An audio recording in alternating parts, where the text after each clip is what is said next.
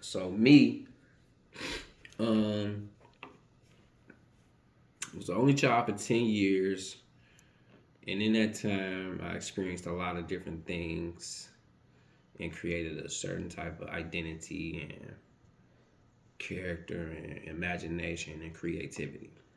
Um, I learned a lot early on, and learning a lot early on gives you the ability to have a certain type of level of critical thinking.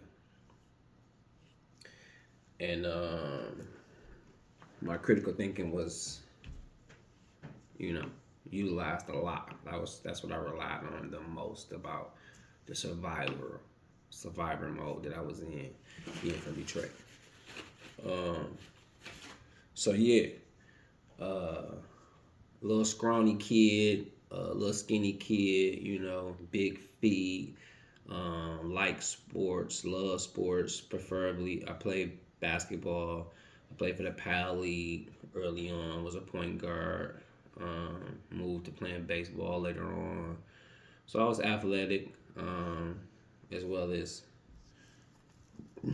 smart, intellectual, whatever, intelligent. I excelled in middle school. My mother had me in like Head Start and all that stuff early on. So, school, I was in advanced math in the sixth and seventh and eighth grade. Um, but I got in a lot of trouble for whatever the reason. I got in a lot of trouble. Like it was like almost like friction followed me around or something.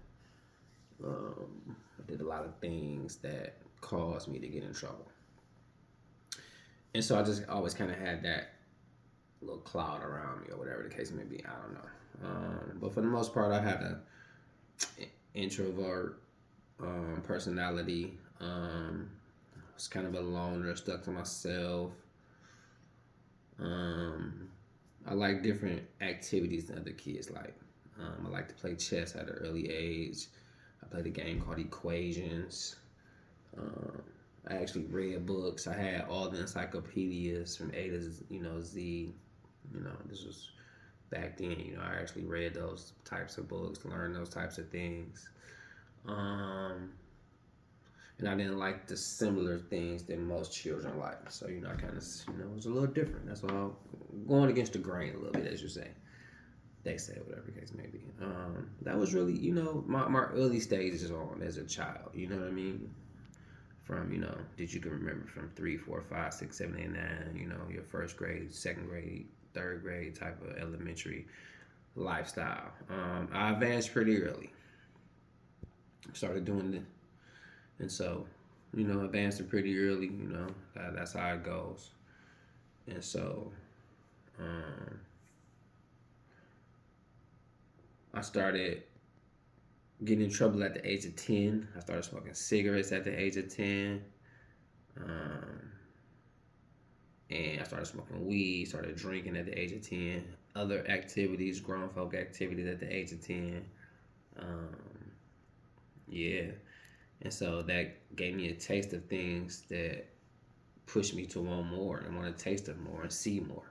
Then I was around a lot of those activities that were exclusive to adults only, but at the age of 7, 8, 9, and 10, I was kind of exposed to, very early on.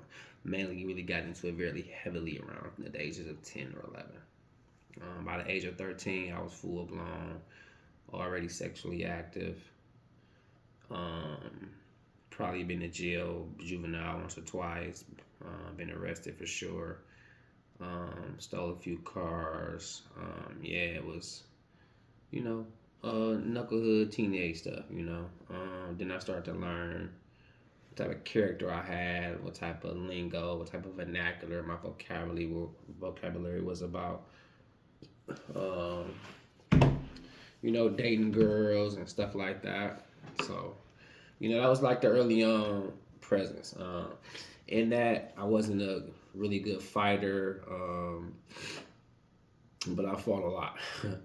And, got jumped, got beat up, got bullied a lot. That was kind of tough, kind of was scary, really, but, I learned from those experiences. So, as we dive into more, we'll talk about more. I'll give you more of a what type of my character was.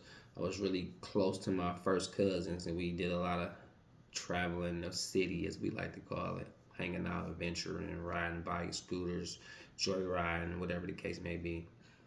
And I thought I was a cool cat, if you ask me. You know what I'm saying? Other people, may have thought different. I don't know, but that's more so the gist of my early ages on what I was about, what I had going on, what I was exposed to, the little guidance that I did have or not. So we'll tie back in with a few more details a little bit later.